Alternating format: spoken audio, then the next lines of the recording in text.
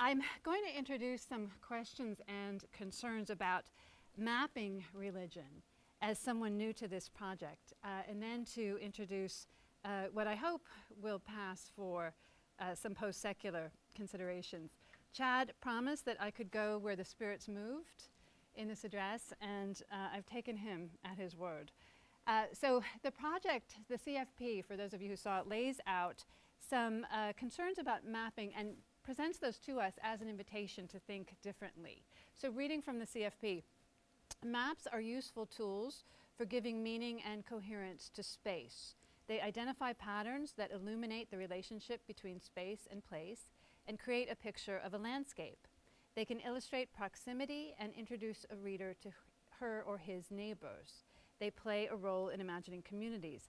Yet, far from neutral, the process of map making or representation reflects the interests and the biases of the map maker. We've all seen this New Yorker cover that represents the world from the perspective of Manhattan. There's a wonderful Texas version of this mapping problem. If you've seen the movie Bernie, I recommend it. And I did try to load this, and that's one of the reasons I'm late. But so here's a still shot. The CFP points out that in mapping religions, this often means that points on our map reflect dominant majority groups deemed significant, and that process privileges groups that can be easily identified and counted. So deciding what counts and who counts, quantifying what and who counts, and displaying that as data. This is built into mapping as a way of giving pride of place to what we imagine to be most important or most real. So this map doesn't look so different from some geographies we might have seen in high school. It's the Joshua Project map. It's a missionary map. And the gloss on this map is this: as God continues to lead his church to engage peoples not yet reached with the gospel, this map illustrates progress toward a multitude from every language, people, tribe, and nation, knowing and worshiping our Lord Jesus Christ. As you view this map, rejoice in how the gospel has spread among many peoples, and pray for the 3,250 people groups that remain unreached, unchurched, and unengaged. So here, a religious imperative colors the world, literally, according to what is most real, shows this divinely ordained reality as an unfolding historical drama, and identifies subjects and populations according to their role in that drama. But this is true of colonial projects of mapping religions more generally, whether they are avowedly religious or not. I took a look at some maps of India that come from high school geography texts published in the 1980s. And these reflect and simply update the maps of colonial census takers earlier in the century, whose task it was to name the players in the unfolding drama of colonial rule. Census, map, museum, writes Benedict Anderson, are the institutions of power by which colonization enters the age of mechanical reproduction. All three profoundly shaped the way the colonial state imagines itself into being. The census, by deciding the nature of the human beings it ruled. The map, by determining the geography of its domain. And the museum, by demonstrating the legitimacy of its dominion. The fiction of the colonial census, Anderson writes, is that everyone is in it, and everyone has one and only one clear place in it, no fractions. Now, the partition of India came about in part as a result of this insistence, and in the cause of no fractions. Partition sundered families, communities, psyches, bodies, and lives. It made humans into fractions, sometimes quite literally. Now, these maps from the 80s are nice and tidy. We don't see the violence of partition. This map shows us the majority religion and then has letters that indicate sizable minorities in each of those places. A second map, also from the 1980s, tries to offer a more nuanced picture by representing in each place the relative proportion of Hindus to Christians to Muslims and so on. But even this more nuanced picture requires that everyone be something. Even the Religious Tolerance Project, run by a group in Canada, whose concerns are as remote from the Joshua Project, the missionary project, as it's possible to be, still makes religious identification the price of visibility and countability. This is a map of the prevailing religions of the world. And the gloss on this map tells us that in the above graph, persons who are not members of a major religion are not counted. Thus, France is shown as Roman Catholic, even though public opinion polls have found that as many as 54% of its adults are atheists, agnostics, or hold other non-religious beliefs. Similarly, Sweden is shown as Protestant, even though a strong majority of Swedes are non-religious. Also, the Netherlands has more non-religious persons than Catholics, but the country is shown steel blue to indicate a mixture of Protestant and Catholic. So the laudable goals of recognizing religious pluralism, protecting religious pluralism, requires a kind of religious census taking that one identify religiously to have a seat at the pluralist table. More and more of us have been saying lately that it's in the nature of religion to resist mapping. What Isaac Weiner taught me about listening to religion was how much religion and sound are alike in not staying put, in resisting any clear place. What Jason Bivens says of jazz, that it disrupts stable identities, spills over its own limits, and generally evades formulations in ways suggestively similar to the tricky category religion, is really true of all music, all sound. It creeps, permeates, echoes, muffles, can be heard or misunderstood. So I'm very intrigued to see that these qualities of religion and sound haven't deterred Weiner and his colleagues from a project of mapping religious sound. And I saw that this is a, this is on your website, the Religious Mapping Project, the Religious Sound Mapping Project. What I noticed immediately about the website for the sound map is that, thank you, you can enter it, you have to choose your portal to enter. You can enter to get a map of sound, or you can enter to get a map of space. You have to choose wave or particle. You can't map sound and space at the same time. So I know almost everything I know about religions in Texas from reading the essay that Chad sent me on Howard Miller's chapter, a beloved colleague, I think, of yours, chapter on Texas from a collection on religion in the southern states. And I read this essay as both a warning and an example of the perils of mapping religions. Miller shows us religion in the 19th century Texas as shifty, vague, vaporous. The explorer Zebulon Pike noted in 1807 that the religion of Spanish Texas was Catholic, but much relaxed. When Moses Austin, Connecticut Yankee, arrived in Texas, he was happy to affirm a vague Catholicism as the price of doing business. No one minded that he not do more. Doing more than affirming a vague religion would be suspect in this environment. The vagueness of Mexican Catholicism served Mexican authorities in what is now Texas. In 1824, when Mexico declared independence from Spain, it expelled priests and confiscated church property, but prescribed the practice of any religion other than Catholicism. The message was, don't get too religious about anything if you want to live in Texas. This suited the Austin senior and junior just as well as it served the Mexican authorities, most of whom, though officially Catholic but much relaxed, were, Miller tells us, secretly Freemasons anyway. Stephen Austin, Miller writes, was confident that the natural operations of Republican principles soon would make possible the free exercise of all religions.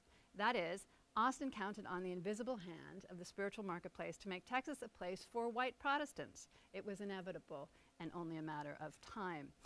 Miller's essay itself bears this out. It's a classic of latter 20th century American religious historiography in that it represents hybridity, diversity, and conflict in American religion as assemblages of white Protestant men in relation to one another. So this is what counts as diversity. Were evangelical missions to Texas in the 1830s home missions or foreign missions? Foreign missions, that's hybridity. which were more important, quarrels within white Protestant denominations or quarrels among white Protestant denominations?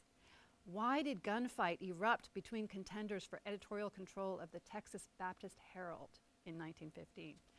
These are riveting stories, delightfully told, but their effect is to present Texas religious history as the history of white Protestant men, so that others, when introduced, are introduced in relation to this center. So white Protestant men are the Manhattan of Texas history. Others are arranged accordingly.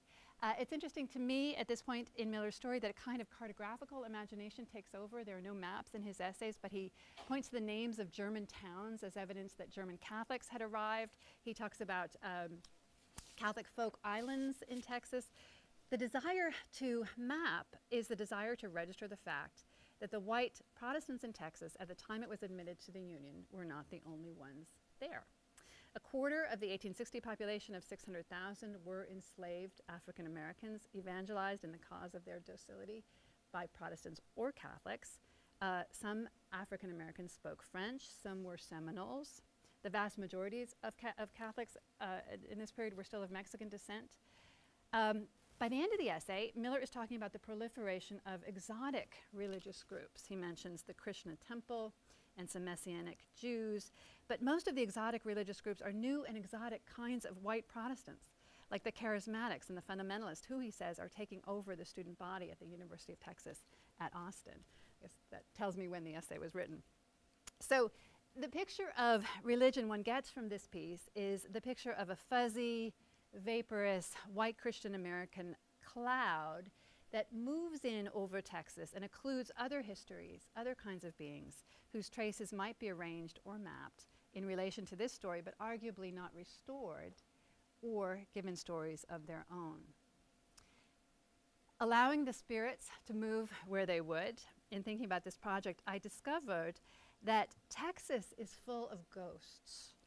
And this, according to the ghost hunters, that Texas is also full of. And in Texas, ghost hunters are earnest mappers. We could start here in Austin and take the ultimate haunted Texas road trips. There are even guides that show you which hotels are haunted and what you can expect to pay for dinner or for a room at these places. So I'm inspired here by John Lardis Modern in thinking about the unmappability of religion, or the difficulty of mapping religion, as a function of religion's atmospheric quality, what Modern calls haunting, its ability to seep and spread and move things without leaving a mark. I'm also inspired, I think I have some ghosts in our machine. I'm also inspired by Avery Gordon, who says that haunting is a paradigmatic way in which life is more complicated than those of us who study it have usually granted. Haunting is one way in which systems of power are known and their impacts felt in everyday life, especially when they are supposedly over and done with, colonialism and slavery, for instance. I use the term haunting, says Gordon, to describe those singular and yet repetitive instances when home becomes unfamiliar, when the over and done with becomes alive.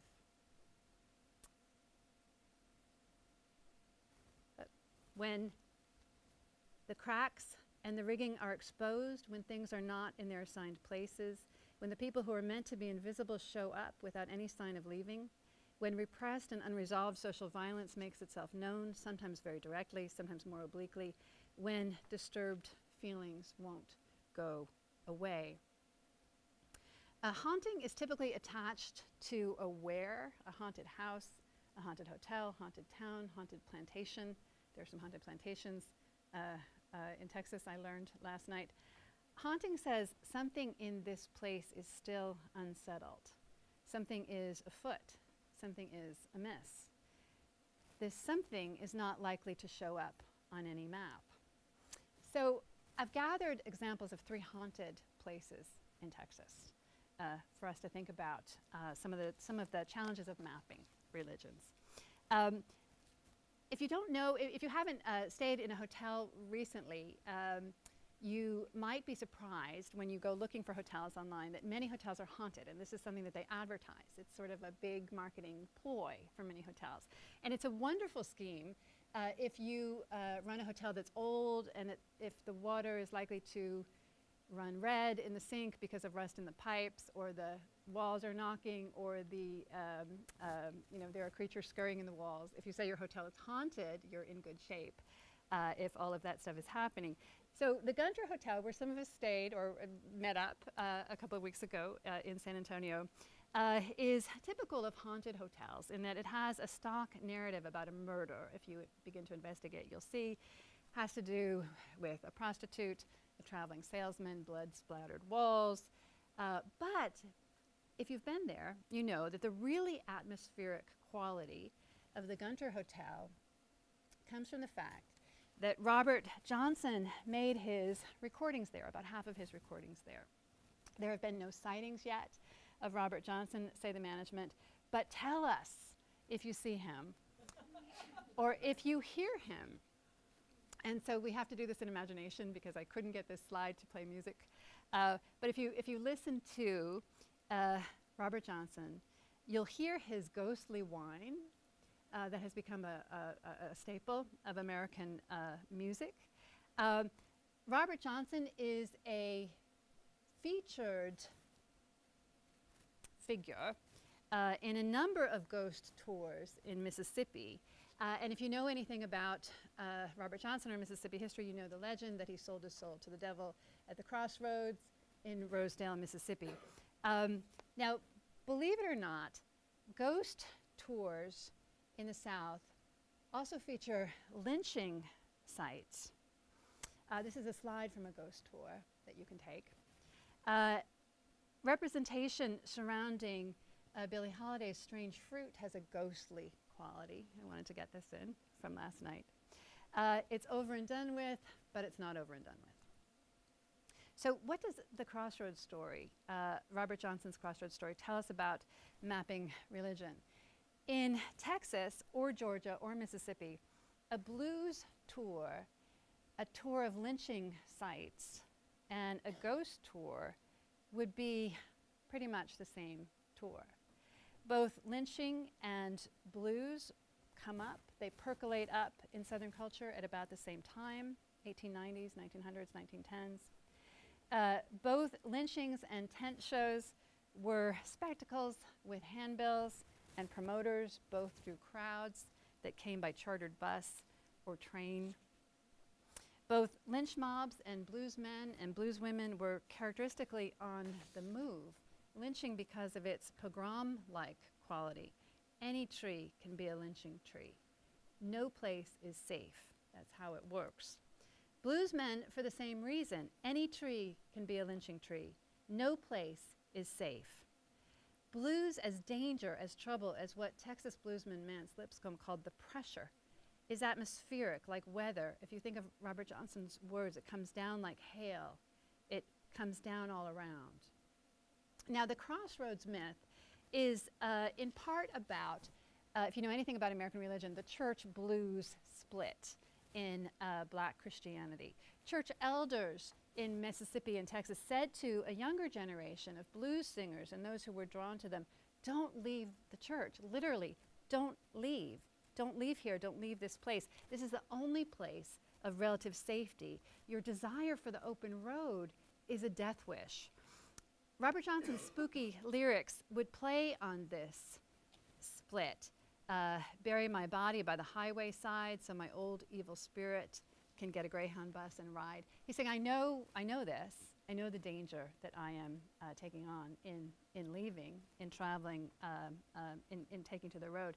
But he's also saying, you've got to go. You've got to move. We've got to get out of here. He didn't live to get out of here. He died in Mississippi at 27. When the pressure comes, the atmospheric pressure of racial violence comes, you've got to move. And elders say, you can't outrun it. You've got to stay. You've got to stay put. So if you're trying to map black church demographics in 1930s Texas or Mississippi, you've got some folks leaving, churches shuttering, breaking down. Some folks are staying and churches are surviving, but they're moving or they're staying put in response to the same visible and invisible pressure. So how do you map that? The second example is from the border. This is Laborde House in Rio Grande City. It's about 50 miles from UT Rio Grande Valley, I think is the name now of the campus. And that's where Gloria Anzaldúa went to school. Gloria Anzaldúa famously said, be a crossroads. Don't sell your soul to the devil at the crossroads. Be a crossroads. Yes, the border crossed us. Be that. Internalize that. Express that as a way of healing colonialism's psychic split, that interior partitioning that will otherwise rend you in pieces. Reading now from Anzaldúa. The struggle is inner. Chicano, Indio, American Indian, Mojado, Mexicano, immigrant Latino, Anglo in power, working class Anglo, Black, Asian. Our psyches resemble the border towns and are populated by the same people. The struggle has always been inner and is played out in outer terrains. Awareness of our situation must come before inner changes, which in turn come before changes in society. Nothing happens in the real world unless it first happens in the images in our heads. Now, the Laborde House was built by a French merchant named François Laborde. When he came to the Rio Grande Valley to sell gloves, he became Francisco. It was better for business. He married a woman whose parents were French and Mexican. They had children. He contracted a mysterious illness. Some little girls fell into a well on their property. A guest hanged herself from the balcony when the soldier that she was having an assignation with left her for good. Francisco shot himself, and a strange tunnel on the property was discovered. So this, I think, is the room where Francisco shot himself. This is the odd tunnel that goes down under the ground and then goes underground in a very dank, narrow passage and ends up at the banks of the river. What went through this tunnel? Slaves, maybe, booze during Prohibition, prostitutes, other kinds of human trafficking, all went across the border unseen. The Laborde Hotel is very popular for student projects at UT Rio Grande, very popular among local journalists. The story it tells isn't as clear to me in the particulars as the story of Robert Johnson at the Crossroads. It puts me in mind of my former student, Brett Hendrickson's very Anzaldúan project, Border Medicine, about healing borders. Brett's focus is on what some ethnographers called border maladies and the spiritual and supernatural remedies that emerged to treat the ways in which the violence of colonialism manifested itself in psychic and physical illnesses among the colonized. What I find so fascinating about the project is his question of how and why Anglos began to seek these same cures for border illnesses. What are the border illnesses of the colonizer? How does the psychic violence of colonization manifest itself in the colonizer? Border haunting may be the obverse of border healing, or the way that border healing, the psychic violence of the colonizer, makes itself known. Lastly, I want to look at a place in Texas where there is a legend called Bailey's Light. This is in Brazoria County, Texas. It looks pretty spooky to me. That's the courthouse. According to legend, the ghost carrying a lantern roams across the flat land of Brazoria County, Texas at night, constantly searching for a jug of whiskey. It appears as a bouncing white ball of light floating about 4 to 6 feet off the ground, occasionally making an appearance somewhere between West Columbia and Angleton, Texas. A large number of folks have seen the phenomenon known as Bailey's Light. According to the Handbook of Texas, Britt Bailey was one of Stephen Austin's original 300 families. So he was a nominal Protestant, but much relaxed. He brought 6 adult slaves with him from North Carolina. According to sources, Bailey allegedly bought his land from the Spanish government. After Mexico won its independence from Spain, however, the Mexican authorities refused to recognize his claim that the land belonged to him. Stephen Austin ordered him to leave, and Bailey refused. Austin found Bailey irascible, but recognized his pioneer hardiness and granted him squatters' rights. Bailey gained a reputation as a troublemaker, one who regularly engaged in brawls, was evidently a constant thorn in Austin's side. He died of cholera in December 1832. In one story, his slaves passed a jug of whiskey around as they were burying him, and when his wife discovered them and tried to take away the whiskey, they buried it in the grave, saying Bailey would need it. The slaves' names and the places they are buried are unknown, but Bailey's ghost is sometimes seen with the jug of whiskey. I read Bailey's ghost as the ghost of the nebulous Texas Protestantism Miller describes, the white cloud that just takes over in ways that pass into history as benign. It tells us something about how white Protestant settlement continues to haunt, how relations of empire, in Anne Laura Stoller's words, crash through and then recede from easy purview, sunder families, storm sequestered spaces, and indelibly permeate, or sometimes only graze with a scarred trace, institutions and the landscapes of people's lives. A local historian in Brazoria County who tracks ghost sightings maintains a website and invites readers to share their stories. Here are the two most recent entries. There are a lot of old slave graves through Lake Jackson, and it's been said for years that whole neighborhoods were built on top of unmarked cemeteries. Then the most recent response. One Friday night, I was out at the Brazos Mall with a few friends. We went out the food court and to the left, out to the wooded area to smoke. We did that a lot, and there were always these creepy white crosses stuck into the ground, all broken in some kind of way, and others in piles all over the place. It was a cool place to smoke at night because it was creepy. The night before we even smoked, we all sat down and we all got chills and felt really cold, even though it was summer. We all heard whispering, but we couldn't make out what it said. We got out of there before anything else happened. I was wondering, do any of you know why those crosses are there?